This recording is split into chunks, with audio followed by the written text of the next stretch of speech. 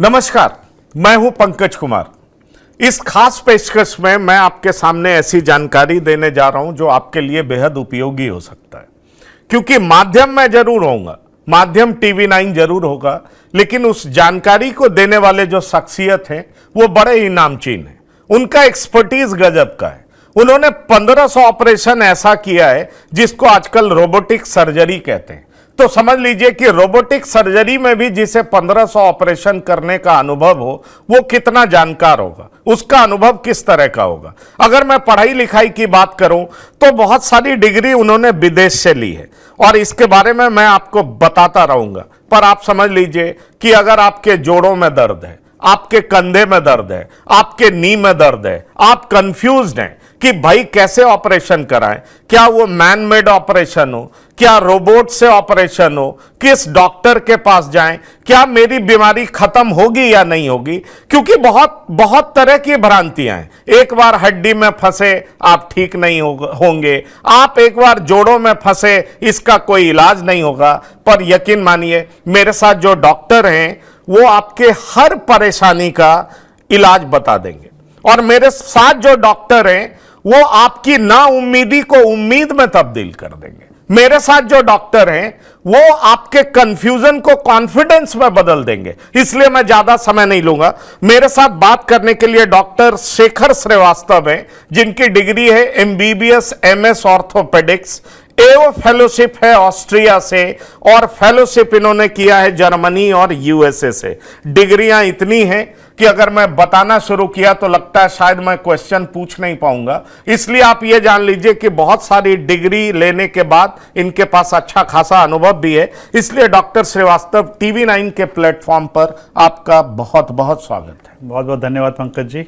और आपका जो इंट्रोडक्शन है बहुत ही ज़बरदस्त है, लेकिन मैं यही कहना चाहूँगा कि इन डिग्रियों का कोई अर्थ नहीं है जब तक कि आप खुद एक्सपीरियंस आपका उसमें ना हो, जब तक कि आप पेशेंट की परेशानी समझ के उसका इलाज न करें, और उससे जो आप सीखते हैं वो इन डिग्रियों से कहीं ज़्यादा बढ़ के होता है। नहीं, इसीलिए मैंने सबसे पहले आपकी डिग्री बताने से पहले आपका अनुभव बताया, क्योंकि डॉक्टर और वकील अनुभवी ना हो और खासतौर पर जर्नलिस्ट भी अनुभवी ना हो, उसके बाल कुछ पके हुए दिखाई नहीं दे तो लोग गंभीरता से लेते नहीं।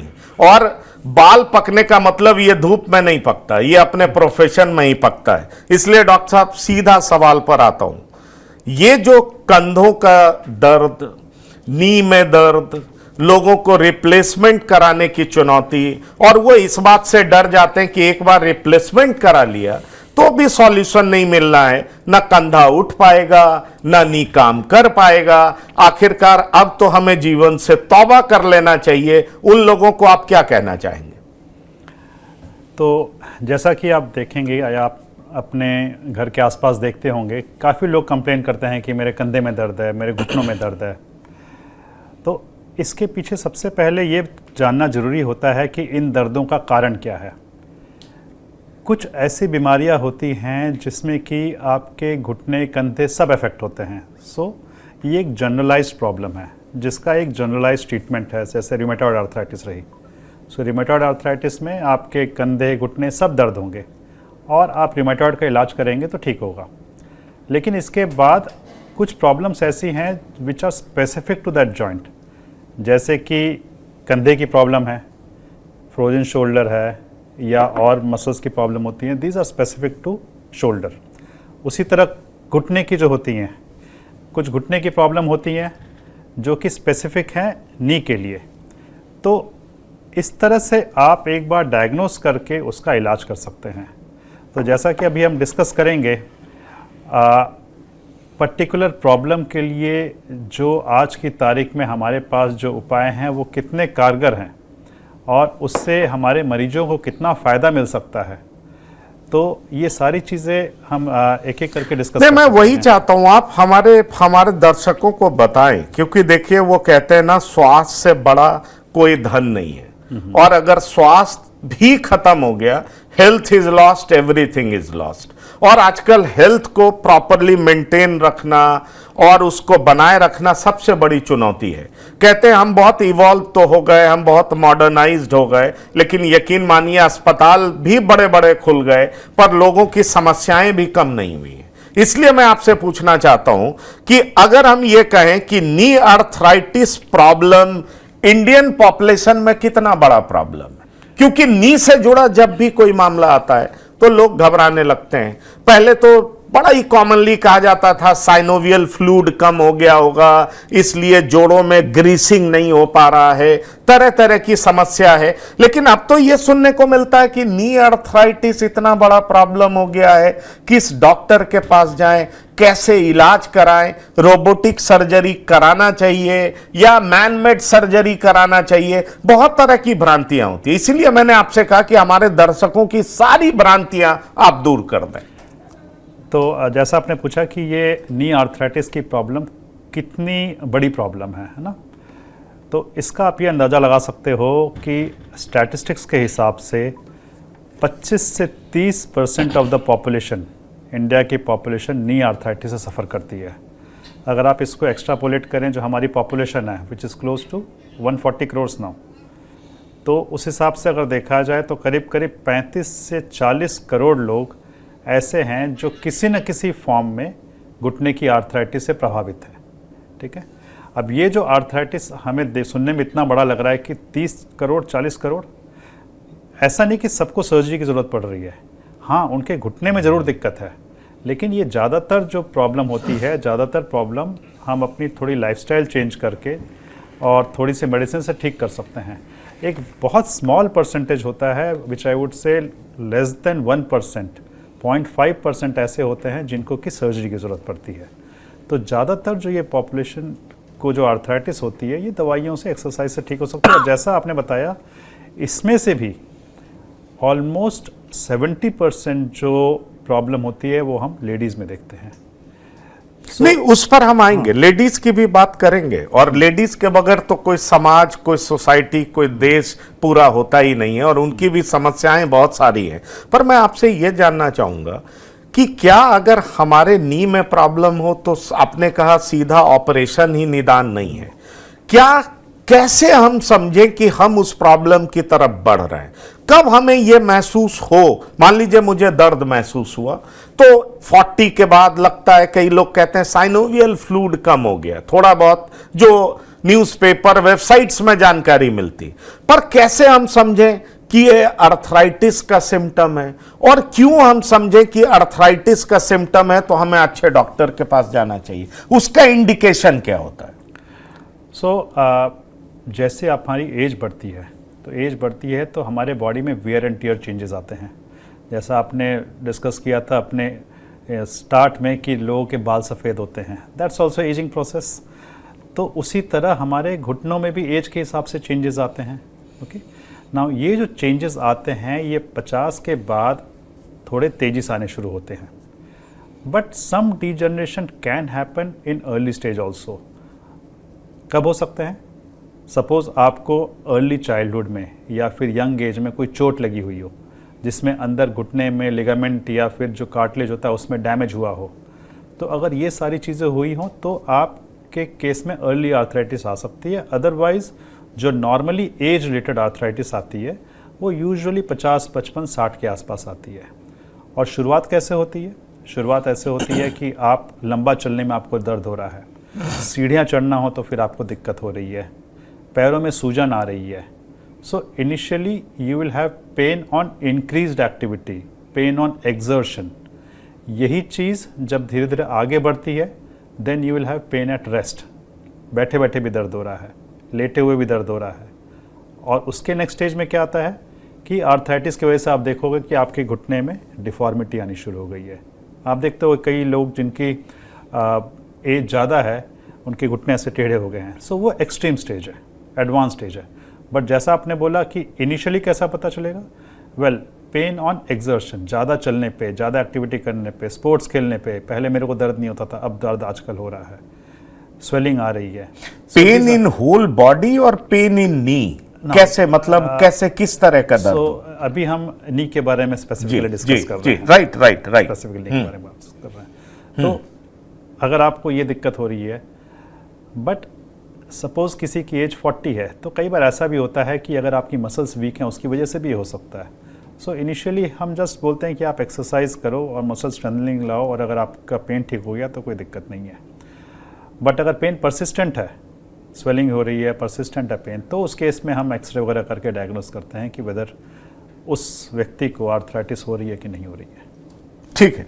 अब एक बात बताइए, कई बार ये भ्रांतियां रहती हैं कि हमें मशीन के चक्कर में नहीं पड़ना चाहिए, और आपका रोबोटिक सर्जरी का 1500 ऑपरेशन करने का अनुभव है।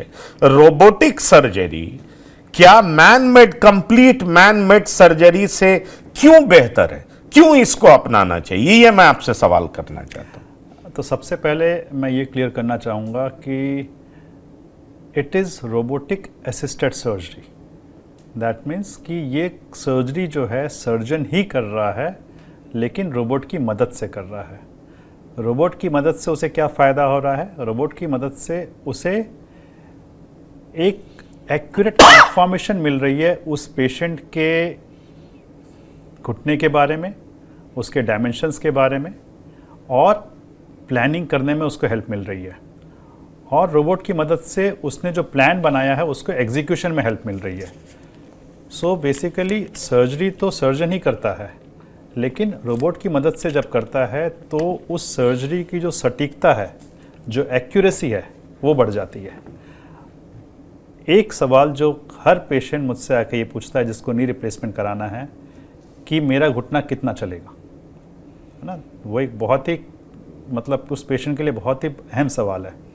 और हमारा भी जो एम है ये क्या रहता है कि जो हम नी रिप्लेसमेंट करें उसमें पेशेंट की परेशानी दूर हो, चलना फिरना ठीक हो जाए, दर्द ख़त्म हो जाए, प्लस ये इसकी लाइफ लॉन्ग चले। नहीं, पर सवाल सवाल इसमें यह भी उठता है ना, मेरे मन में भी सवाल है, भगवान न करे मुझे उससे गुजरना पड़े, लेकिन मेरे मन में भी सवाल है कि क्या रोबोटिक सर्जरी के बाद मैं एक नॉर्मल इंसान की तरह चल पाऊंगा, या मुझे बहुत प्रिकॉशन लेना पड़ेगा, बड़ा टेक केयर करना पड़ेगा, मैं नॉर्मल इंसान की तरह चल ही नहीं पाऊंगा? सच्चाई क्या है वो बता दीजिए। बिल्कुल ठीक पूछा आपने। So first of all, a replaced knee can never match a natural knee. Okay? तो कोई भी बोले कि नहीं घुटना चेंज होने के बाद मेरा घुटना जो मैं अपने प्राइम में था, 20 साल में था, 25 साल में था, वो हो जाए, वो नहीं हो सकता है ना? आपको बड़ा क्लियर रखना है कि आपके नी रिप्लेसमेंट का गोल क्या है। नी रिप्लेसमेंट यंग लोगों में तो होते नहीं है, 60, 65, 70 में होते हैं। तो हमारा जो एम ये रहता है कि पेशेंट का दर्द ख़त्म हो जाए, पेशेंट अपनी एक्टिविटी ऑफ डेली लिविंग, जिसमें क्या आ गया, आपका स्नान करना हुआ, बाहर थोड़ा घूमना फिरना हुआ, सीढ़ियाँ चढ़ना उतरना हुआ, घूमने फिरने जाना है, ड्राइव करना है, ये सब एक्टिविटी ऑफ डेली लिविंग बिना कोई दर्द के कर सके, और माइल्ड स्पोर्टिंग एक्टिविटी परस्यू कर सके। माइल्ड स्पोर्टिंग एक्टिविटी में आपका क्या आ गया? स्विमिंग हो गई, ब्रिस्क वॉकिंग हो गई, साइकिलिंग हो गई, अगर आप गोल्फ खेलना चाहते हो गोल्फ खेल लो, तो ये सारी चीज़ें अलाउड हैं। लेकिन आप सोचो कि मैं क्रिकेट खेल लूँ, फुटबॉल खेल लूँ, बैडमिंटन खेल लूँ, नहीं, वो चीज़ नहीं अलाउड है। सो ये सारी एक्टिविटी आपको नी रिप्लेसमेंट के बाद अलाउड है। एक चीज़ अक्सर जो बोलते हैं, हम भी बोलते हैं पेशेंट को, कि नीचे नहीं बैठना है, ज़मीन पे आलथी मालथी पार्क नहीं के बैठना है, उकड़ो होकर नहीं बैठना है। हालांकि हम जो अब सर्जरी करते हैं, जिस टेक्नोलॉजी से करते हैं, जो आज के तारीख में जो आज के जो पार्ट हैं, वो आपको ये अलाउ करेंगे। कभी ज़रूरत पड़े आप बैठ भी सकते हो, लेकिन रेगुलर नीचे बैठ के उठने में घुटने पे थोड़ा जोर ज़्यादा आता है। सो हमारा ये एम है कि ये जो नी रिप्लेसमेंट हो, ये इनकी लाइफ लॉन्ग निकाले। तो इसीलिए हम बोलते हैं कि कभी ज़रूरत हो तो बैठ जाइए, अदरवाइज ये एक्टिविटी आप अवॉइड करिए। तो मुझे लगता है मैं दर्शकों को और थोड़ा सिंप्लीफाई करके बता दूं कि अगर आपने नी रिप्लेसमेंट कराया तो आप यकीन मानिए, और वो भी ऐसे डॉक्टर से कराया जिनका इतना अनुभव है, तो आप यकीन मानिए आप नॉर्मल जिंदगी तो जी सकते हैं, आप पेनलेस जिंदगी, दर्द रहित जिंदगी तो जी सकते हैं, आप नॉर्मल वॉक कर सकते हैं, ब्रिस्क वॉक कर सकते हैं। लेकिन अगर आप ये सोचते हैं कि 20 साल की उम्र की तरह आप जो है बैडमिंटन जंप करके खेलेंगे, फुटबॉल घंटों खेलेंगे, वो संभव नहीं है। और वो बड़ी ही ईमानदारी से डॉक्टर श्रीवास्तव आपके सामने बता रहे हैं कि कैसे अपनी जिंदगी के बारे में आपको ख्याल रखना है, कैसे अपनी जिंदगी को बेहतर बनाना है और कैसे दर्द रहित जिंदगी आप जी सकते हैं और आप उसको एंजॉय कर सकते हैं। तो ये एक जो बड़ा ही सीधा सा आंसर इन्होंने दिया है कि दर्द रहित जिंदगी, पेनलेस जिंदगी आप 60-70 साल के उम्र में भी, क्योंकि जब आप सोते हैं तो भी दर्द करता है, आप थोड़ा भी मूव करते हैं आपको पेन होता है, लाइफ बोरिंग लगने लगता है, लाइफ बर्डनसम लगने लगता है। और अगर आप इससे दूर जाना चाहते हैं, इससे अलग हटना चाहते हैं, वापस जवानी जैसी जिंदगी पाना चाहते हैं, तो आप रोबोटिक सर्जरी करा सकते हैं, क्योंकि यह सर्जरी विद एक्यूरेसी होता है, यह विद प्रिसीजन होता है। इसलिए जो थोड़ा बहुत माइनर मिस्टेक की गुंजाइश होती है उसके चांसेस नहीं के बराबर हो जाते हैं। एम आई राइट डॉक्टर? आपने नटशेल में बहुत अच्छा बता दिया है, एग्जैक्टली यही है। इनफैक्ट हम हमेशा पेशेंट को ये बोलते हैं कि नी रिप्लेसमेंट सर्जरी जो है, this is not a life saving surgery, this is to improve your quality of life. तो ये एक सर्जरी है जिससे आपकी quality of life drastically change हो जाती है। लेकिन पेशेंट की कई बार ये एक्सपेक्टेशन होती है कि मैं उसके बाद सब कुछ कर पाऊंगा, लेकिन जैसा आपने बताया कि विगरस एक्टिविटी वो चीज़ नहीं अलाउड होती है, उसके अलावा आप सब कुछ कर सकते हो। ठीक है, अब मेरा अगला सवाल है, ये प्रॉब्लम महिलाओं में ज्यादा देखा जाता है। अगर पुरुषों की तुलना में महिलाओं की बात करें तो महिलाओं में ज्यादा देखा जाता है। क्या ये इसी सब कॉन्टिनेंट में ऐसा होता है या अक्रॉस द वर्ल्ड ये होता है कि महिलाओं में ज्यादा प्रॉब्लम होता है, पुरुषों में कम होता है, और इसकी वजह क्या होती है? हमारे सब कॉन्टिनेंट में ये प्रॉब्लम थोड़ी ज़्यादा है, स्पेशली इंडियन सब कॉन्टिनेंट में नी आर्थराइटिस। मैं कहीं पढ़ रहा था, मैं आपसे सवाल करने से पहले मैं भी कुछ रिसर्च कर रहा था, तो मुझे पता लगा कि इंडियन सब कॉन्टिनेंट में ये ज्यादा प्रॉब्लमेटिक है, ये ज्यादा प्रॉब्लम इंडियन सब कॉन्टिनेंट में ये ज़्यादा प्रॉब्लम है। तो मैं दोनों चीज़ पाता हूँ कि महिलाओं में क्यों ज़्यादा है और फिर इंडियन सब कॉन्टिनेंट में क्यों ज़्यादा है। तो महिलाओं में ज़्यादा होने का रीज़न 2-3 रीज़न है। एक तो बायोलॉजिकल फैक्टर है, biological factor in the sense कि as we know that women में थोड़े हार्मोनल चेंजेस होते हैं, मेनोपॉज होता है, तो जो ईस्ट्रोजन हार्मोन है वो बेसिकली जॉइंट के लिए प्रोटेक्शन का काम करता है, और आफ्टर मेनोपॉज ईस्ट्रोजन कम हो जाता है, तो एक उससे थोड़ा जॉइंट डैमेज ज़्यादा होता है। सेकेंडली फीमेल्स में, फिर से मैं क्लियर कर दूं, डॉक्टर जिस हार्मोन की बात कर रहे हैं वो महिलाओं में हार्मोन होता है जिसको एस्ट्रोजन कहते हैं, प्रोनाउंस डॉक्टर अलग तरीके से कर रहे होंगे, और पुरुषों में एंड्रोजन्स होता है। एम आई राइट? तो जो महिलाओं में एस्ट्रोजन हार्मोन्स होता है वो मेनोपॉज के बाद, यानी मासिक धर्म जब बंद होता है, तो इस हार्मोन्स का रिलीज नहीं के बराबर या कम हो जाता है, और उस वजह से महिलाओं में ये समस्याएं ज्यादा हो जाती हैं। आप आगे बताएं। दूसरा ये है कि जो लेडीज में कार्टिलेज का वॉल्यूम जो होता है वो भी थोड़ा कम होता है, उसकी वजह से भी होता है, और कुछ बॉडी स्ट्रक्चर भी फीमेल में ऐसा होता है कि घुटने पे थोड़ा जोर ज़्यादा आता है। तो ये तो बायोलॉजिकल फैक्टर्स हैं। दूसरा फैक्टर आता है आपका social factor. Social factor is very important with respect to arthritis in Indian subcontinent, क्योंकि आपको पता है कि हमारे देश में जो न्यूट्रिशन पार्ट है, स्पेशली फीमेल का न्यूट्रिशन पार्ट थोड़ा सा लैकिंग है। सो स्पेशली हमारे डाइट में प्रोटीन और कैल्शियम जो होना चाहिए वो थोड़ा कम होता है, तो उसकी वजह से फीमेल्स में osteoarthritis as well as osteoporosis दोनों ज़्यादा पाया जाता है। तो इसकी वजह से भी फीमेल्स में हम देखते हैं कि आर्थराइटिस थोड़ी सी मैं आता हूं, मैं ऑस्टियोपोरोसिस और ऑस्टियोआर्थराइटिस के बारे में भी बात करूंगा, पर आप ये बताइए कि फीमेल्स में भी आपने कहा प्रोटीन्स फीमेल्स कम लेती हैं या कैल्शियम कम खाती हैं, और खासतौर पर इंडियन पॉपुलेशन में ये ज्यादा देखा गया, आप ये कहना चाह रहे हैं, राइट? यस, मैं आपसे ये सवाल पूछना चाहूंगा कि बहुत सारे लोग हमने देखा है कि फीमेल्स ज्यादा रिलीजियस होती हैं, बहुत लोग नॉनवेज नहीं खाते हैं, और ये एक बात कही जाती है कि अगर आप नॉनवेज नहीं खाएंगे तो आपको विटामिन B12 तो नहीं मिलेगा, साथ ही साथ आपको प्रोटीन भी नहीं मिलेगा। तो क्या वेजिटेरियन जो महिलाएं हैं, क्या उनके पास ये तरीका है, कोई माध्यम है जिसके जरिए वो प्रोटीन डेफिशिएंसी को पूरा कर सके? नहीं, डेफिनेटली ऐसा नहीं कि जो वेजिटेरियन हैं उनके पास प्रोटीन या कैल्शियम के सोर्सेज नहीं हैं, डेफिनेटली हैं। अगर आप सोया प्रोडक्ट्स देखें, मिल्क प्रोडक्ट्स देखें, तो उसमें भी होता है। पर बहुत सारे तो आजकल वीगन डाइट्स के सपोर्टर हो गए हैं, वो बिल्कुल दूध भी नहीं लेना चाहते, उनके पास क्या ऑप्शन? सो ये सारे फैक्टर्स अगर देखिए, अगर इस तरह से है तो आपको एक्स्ट्रा सप्लीमेंट लेना जरूरी हो जाता है ना, क्योंकि अगर आपके डाइट से आपकी रिक्वायर्ड न्यूट्रिशन नहीं आ रही है तो आपको उसके साथ साथ एक्स्ट्रा सप्लीमेंट लेना जरूरी है।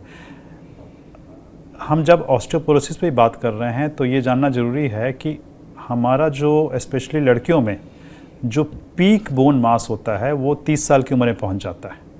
दैट मीन्स 30 इयर्स में किसी भी लेडी का बोन में सबसे ज़्यादा बोन मास होता है और उसके बाद से वो धीरे धीरे नीचे ही जाता है।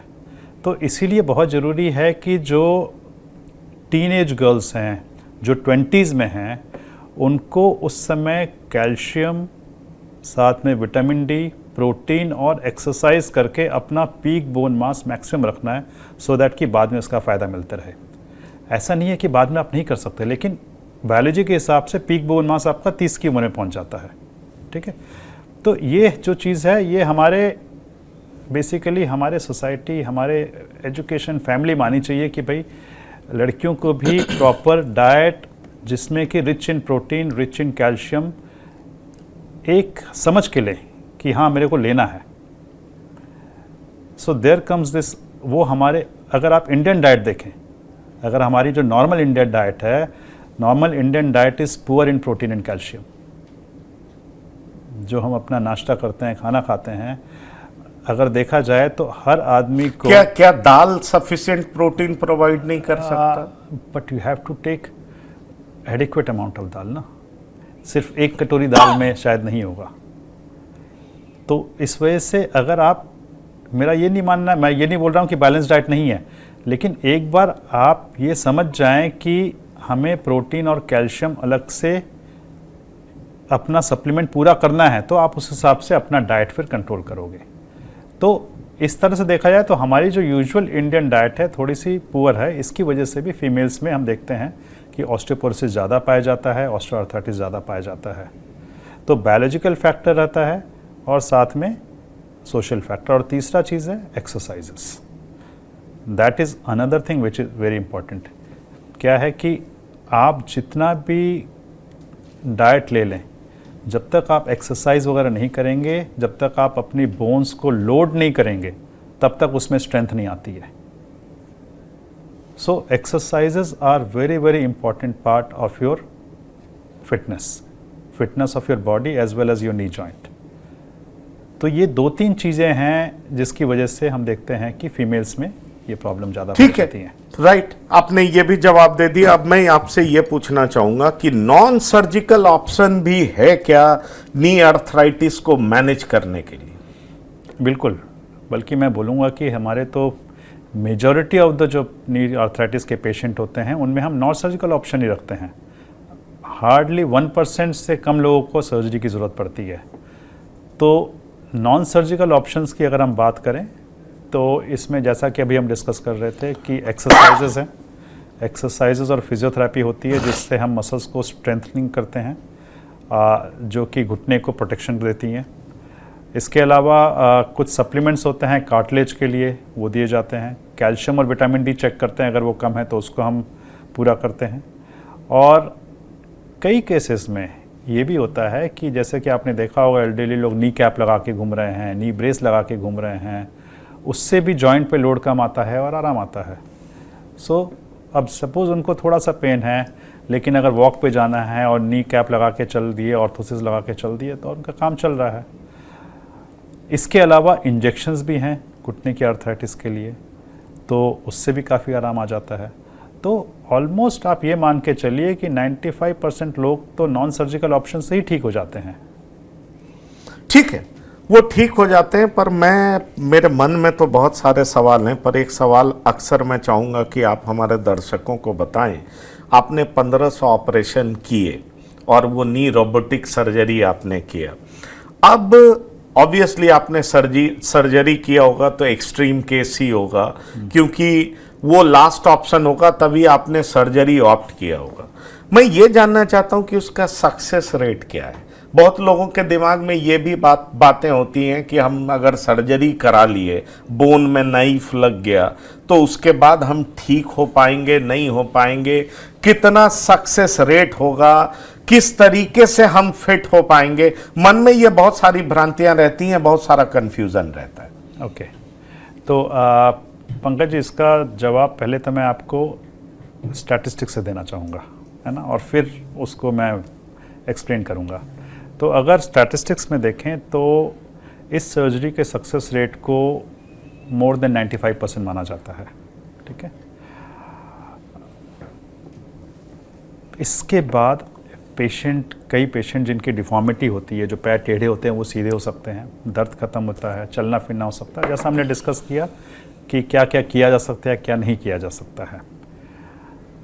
लेकिन 2 से 3% इसमें कॉम्प्लिकेशन के रेट्स हैं।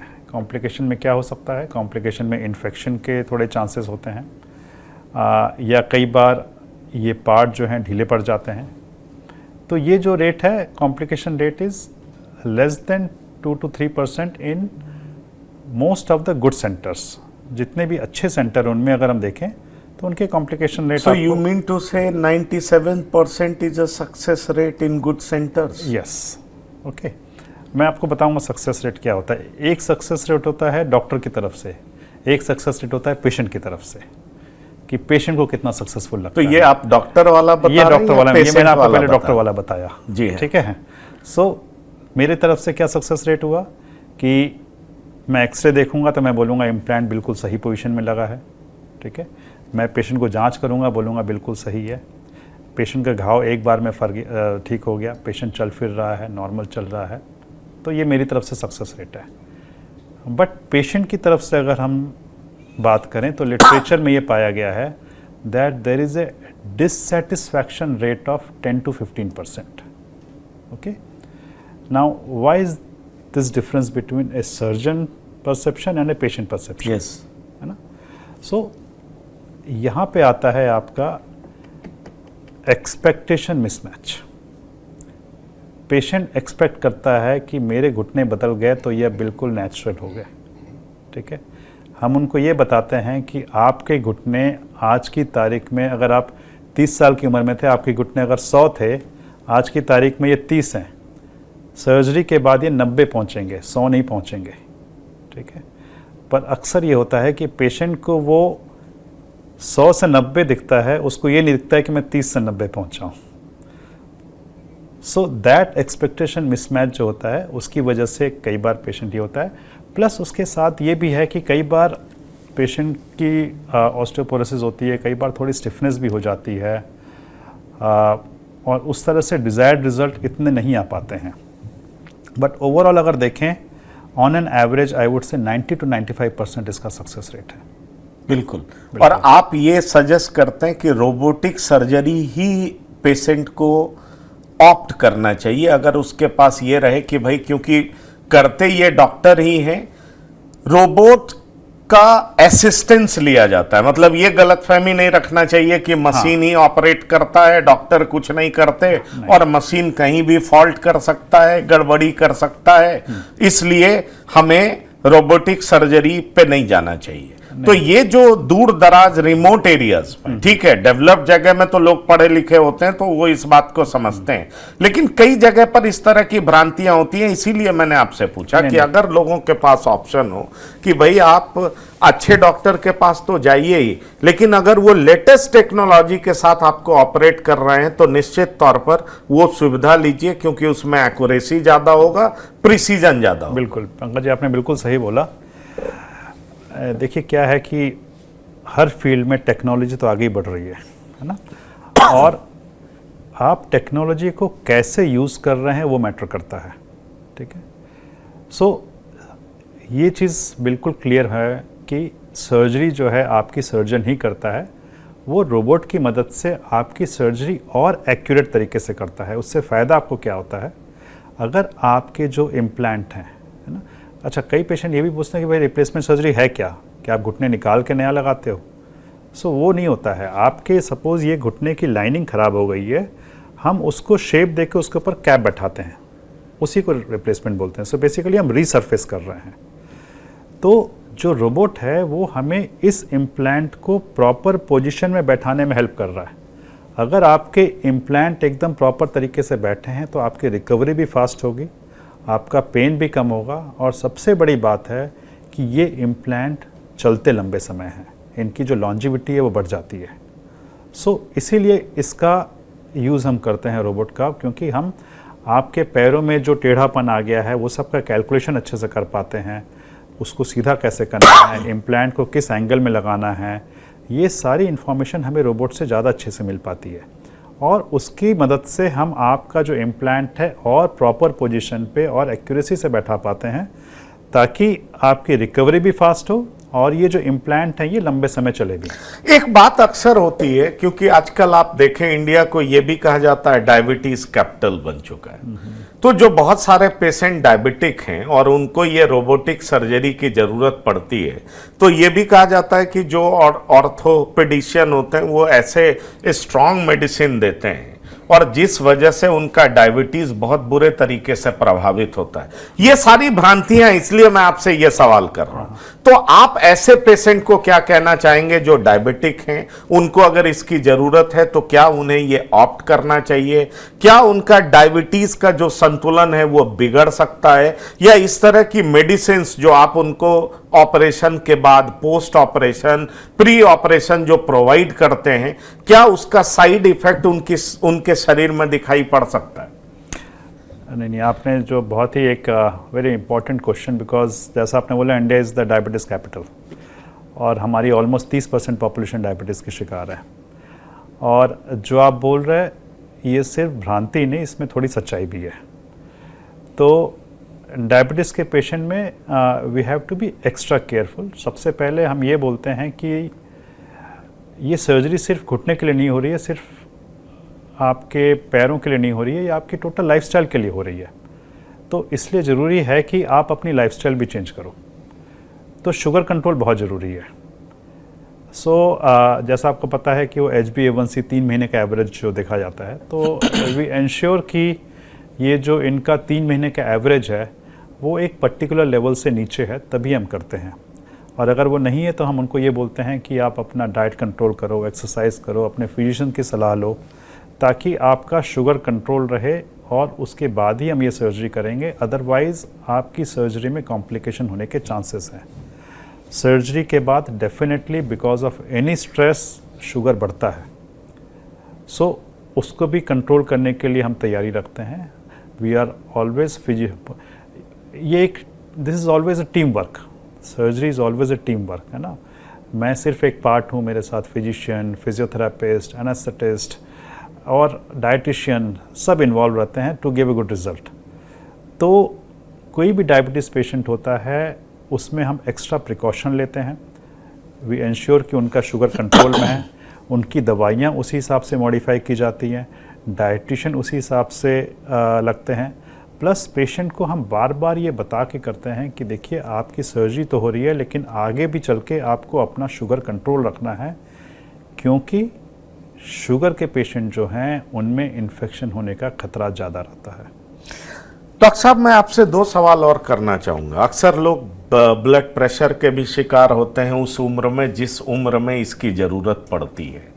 तो चाहे वो ब्लड प्रेशर से पीड़ित हों, चाहे किसी अंग में कैंसर से पीड़ित हों, और उनको भी रोबोटिक सर्जरी की ज़रूरत है। वो आपके पास आते हैं और आप कहते हैं कि रोबोटिक सर्जरी की ज़रूरत है। क्या उनको ये ऑप्ट करना चाहिए? उनके लिए भी सामान्य तरीके से रोबोटिक सर्जरी हो सकता है, उनका भी नी रिप्लेसमेंट हो सकता है, उनका भी सोल्जर रिप्लेसमेंट हो सकता है जहां पेन है, आर्थराइटिस है। क्या संभावनाएं हैं, जरा हमारे दर्शकों को बता दीजिए। तो सारे पेशेंट जिनमें कि हम नॉर्मल रिप्लेसमेंट कर सकते हैं, उनमें हम रोबोटिक भी कर सकते हैं, और बल्कि अच्छे से कर सकते हैं और अच्छे रिजल्ट उसमें आ सकते हैं। ओनली कंडीशन जहाँ पे हम रोबोटिक की बजाय कन्वेंशनल रीड रिप्लेसमेंट करना चाहेंगे, वो होता है अगर पेशेंट बहुत ही ज़्यादा ऑस्टियोपोरोटिक है, अगर उनकी हड्डियाँ बहुत ज़्यादा कमज़ोर हैं, उस केस में हम रोबोटिक सर्जरी थोड़ी सी अवॉइड करते हैं, क्योंकि उसमें थोड़े से फ्रैक्चर के चांसेस ज़्यादा होते हैं। उसके अलावा बाकी कोई भी कंडीशन जिसमें कि रिप्लेसमेंट की ज़रूरत है, उसमें रोबोटिक सर्जरी ज़्यादा अच्छे तरीके से काम करती है। चलिए, ये बहुत महत्वपूर्ण सवाल, मैं कहूँगा जवाब, इंफॉर्मेशन डॉक्टर साहब ने दिया है आप सब तक, कि जिन लोगों में ओस्टियोपोरोसिस एक्सट्रीम कंडीशन में उनकी हड्डियां टूट सकती हैं, वहां पर रोबोटिक सर्जरी अप्लाई नहीं किया जाता है। पर आजकल ऑस्टियोपोरोसिस के लिए भी टाइम टू टाइम इंजेक्शन देते हैं। हाँ, अगर वो इंजेक्ट करके और ये देखा जाए कि उनकी कंडीशन ठीक है, तो फिर हम क्या रोबोटिक सर्जरी के लिए जा सकते हैं? हाँ, बिल्कुल कर सकते हैं, वो चीज़ जा की सकते हैं। हाँ। मेरा अंतिम सवाल, कुछ और मैसेज देना चाहेंगे? युवाओं में भी हड्डी को लेकर के बहुत सारी समस्याएं बढ़ रही हैं। ये 40, 50, 60 की तो बात हम कर रहे थे, पर हमारा डाइट इस तरह का हो चुका है कि बहुत सारे युवा भी आते हैं, वो झुक जाते हैं, उनके कमर में प्रॉब्लम है, उनके नी में प्रॉब्लम है, उनके शोल्डर में प्रॉब्लम है, वो पालथी मार के ढंग से बैठ भी नहीं सकते। इसका मतलब कहीं ना कहीं नी में प्रॉब्लम है। तो आखिरकार उनमें प्रॉब्लम है तो कम उम्र में हो क्यों गया? और कम उम्र में हो क्यों गया? तो क्या हमारा सीडेंटरी लाइफस्टाइल, खाने का स्टाइल, क्या ऐसा बदल गया है, या कोई जेनेटिक चेंज हो रहा है जिस वजह से बहुत सारे यंग पेशेंट आपको मिलते होंगे, कई सारे हॉस्पिटल्स में जाते हैं? तो मुझे लगता है जरा युवाओं के लिए भी एक मैसेज दे दीजिए और सच्चाई बता दीजिए, उन्हें आईना दिखा दीजिए कि बाकी जिंदगी तुम स्वस्थ होकर जीना चाहते हो तो क्या सब छोड़ दो, क्या अपना लो, क्योंकि स्वास्थ्य ही नहीं रहेगा तो कुछ भी कमा लो, सब बेकार होगा। नहीं, यू आर वेरी राइट कि क्या है कि till now we have discussed about arthritis in older people. हमने अभी तक जो एजेड लोग हैं उनकी आर्थराइटिस के बारे में हमने डिस्कस किया। यंग लोगों में भी आजकल नी पेन, जॉइंट पेन पाए जाते हैं, और इसके ना दो वेरी डाइवर्स रीजन्स हैं। एक तो जैसा आपने बिल्कुल सही बताया कि sedentary lifestyle and improper diet. आज से 30 साल पहले हम अगर माल न्यूट्रिशन की बात करते थे, इसका ये मतलब होता था कि कम खाने को मिलता है ना, दुबला पतला एकदम सूखा सा बच्चा, गरीब आदमी, वैसा है। आज की तारीख में माल न्यूट्रिशन क्या है? ओबेसिटी, उल्टा हो गया है, ठीक है। और उसकी वजह से भी हमारे जॉइंट्स पे प्रेशर आते हैं, जॉइंट में इंजरी होती है और दिक्कत होती है। So weight control, proper exercises to maintain your muscles आपकी बॉडी के लिए बहुत ज़रूरी हैं, उनको प्रॉपर डेवलप करना, and proper diet. These 3 things are very essential. और आज की तारीख में you see the rise of obesity in children, which is a very but this problem is much more higher in America. America में तो हर दूसरा तीसरा आदमी मोटा है। Why should we follow America? America में हम देख रहे हैं हेल्थ केयर वहाँ को तो बिल्कुल कोलैप्स हो रहा है बिकॉज ऑफ दिस थिंग। और अगर हम अपनी हिस्ट्री देखें, अपना ट्रेडिशन देखें, हमारी डाइट और हमारी जो एक्टिविटी लेवल थी वो ख़राब हो रही है ना, because we are trying to follow them in taking all this junk food and everything. तो अगर हम एक प्रॉपर बैलेंस डाइट लें, हम अपनी एक्सरसाइज करें, अपना वेट कंट्रोल रखें, और साथ में बच्चों में तो सिर्फ if they just follow one sport, वो एक स्पोर्ट फॉलो करें, then also it's enough. But problem वही है कि जैसा आपने बोला sedentary lifestyle, so that all this things are contributing to joint pain. ये एक चीज़ है। दूसरा चीज़ भी ये पाया गया है कि आज की तारीख में फिटनेस के प्रति भी लोगों का काफ़ी एक्टिविटी बढ़ गई है। लोग काफ़ी जिम जाते हैं, स्पोर्ट्स करते हैं, लेकिन वहाँ भी अगर आप प्रॉपर तरीके से नहीं करें तो आपको इंजरी होने के चांसेस और जॉइंट पेन के चांसेस काफ़ी ज़्यादा होते हैं। इसको हम बोलते हैं ओवर यूज सिंड्रोम। लोग जाके 2-2, 3-3 घंटे जिम में बिताते हैं, which is not good. That also causes harm to your body. तो इसलिए बहुत ज़रूरी है कि आप पहले ये समझें कि आपकी बॉडी को क्या चाहिए। आप अपना वेट कंट्रोल रखें, प्रॉपर ट्रेनर के अंडर समझ के एक्सरसाइज करें या जस्ट एक स्पोर्ट्स खेलें, दैट विल बी अनफ। और अपना वेट कंट्रोल रखें। Prevention is always better than cure, ये हम कब से सुनते आ रहे हैं, but that holds true for young as well as elderly. तो बिल्कुल। और कोई मैसेज आप देना चाहेंगे हमारे दर्शकों को जो खास तौर पर आर्थराइटिस जैसी समस्याओं से जूझ रहे हैं और उनके मन में बहुत सारी भ्रांतियां हैं? तो मैं यही बोलना चाहूँगा, जैसा हमने डिस्कस किया कि आर्थराइटिस में कुछ चीज़ें जो हैं जो आपके कंट्रोल में नहीं है ना, दीज आर नॉन मॉडिफाइबल, जैसे कि एज बढ़ना, फीमेल सेक्स, जेनेटिक फैक्टर, ये सारी चीज़ आपके हाथ में नहीं है, आप कुछ नहीं कर सकते। But there are things which are under you, जो आपके कंट्रोल में है, जैसे कि एक्सरसाइज करना, वेट कंट्रोल करना, प्रॉपर न्यूट्रिशन लेना। आप ये सब चीज़ें करो तो आपकी आर्थराइटिस काफ़ी हद तक कंट्रोल में हो जाएगी। अगर आपको कोई आर्थराइटिस डेवलप हो भी गई तो भी ज़्यादातर चांसेस ये हैं कि आपको कोई सर्जरी की ज़रूरत पड़ेगी नहीं, आप दवाइयों से, एक्सरसाइज से ठीक रहोगे। और अगर आपको सर्जरी की ज़रूरत पड़ती भी है तो आज की तारीख में सर्जिकल टेक्नोलॉजी इतनी अच्छी हो गई है कि आपके जो इसके रिजल्ट्स आते हैं काफ़ी अच्छे होते हैं और अपनी जो normal day to day activity, अपनी नॉर्मल दिनचर्या है, बहुत अच्छे से कर पाओगे। जी हाँ, तो आपने सुना किस तरीके से डॉक्टर शेखर श्रीवास्तव, तो ये संत परमानंद हॉस्पिटल में कार्यरत हैं और जिस तरीके से इन्होंने आपको बड़े ही साफ गोई से यह बता दिया कि ओवर यूज आप करते हैं तो भी दिक्कत होगी और लेस यूज करते हैं तो भी दिक्कत होगी। और जिंदगी का फलसफा भी यही है कि मैक्सिमम यूज ओवर यूज करिएगा, excess of anything is bad. अगर आपको लगता है कि बहुत ज्यादा एक्सरसाइज कर लेंगे तो भी आप आर्थराइटिस के शिकार हो सकते हैं, और अगर आपको लगता है कि आराम करने से आप स्वस्थ रहेंगे, आप कोई स्पोर्ट्स नहीं फॉलो करेंगे, जंक फूड खाएंगे, यकीन मानिए तो भी आप इसके शिकार हो सकते हैं, क्योंकि आपका मसल्स मजबूत नहीं होगा, और मसल्स मजबूत नहीं होगा तो आपकी परेशानियां दिन ब दिन बढ़ती जाएंगी। और इसीलिए हम देखते हैं कि जो युवा हैं उनमें इन दिनों बहुत ज्यादा समस्याएं इसलिए आ रही हैं क्योंकि डॉक्टर साहब ने एक बड़ी अच्छी बात कही कि अगर आप सीडेंटरी लाइफस्टाइल फॉलो करते हैं, जंक फूड खाते हैं, कोई स्पोर्ट्स फॉलो नहीं करते, मतलब कोई एक गेम आप प्रॉपरली नहीं खेलते हैं, अपना टाइम अक्सर आप मोबाइल, टीवी पर बिताते हैं और कोई भी व्यायाम ढंग से नहीं करते और बैलेंस डाइट नहीं खाते हैं, तो यकीन मानिए कम उम्र में भी आपकी समस्याएं कई गुना बढ़ सकती हैं। और इस समस्या से निजात पाने के लिए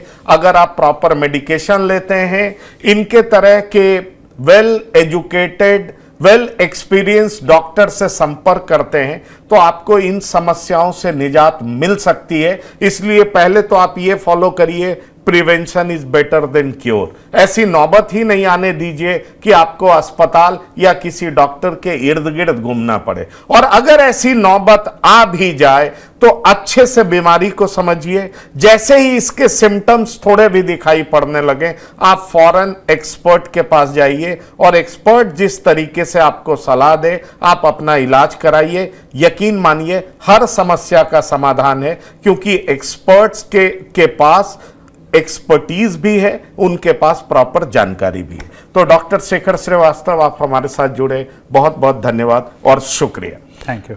तो इस खास कार्यक्रम में इतना ही। ताजा तरीन खबरों के लिए आप लगातार देखते रहिए TV9। धन्यवाद, नमस्कार।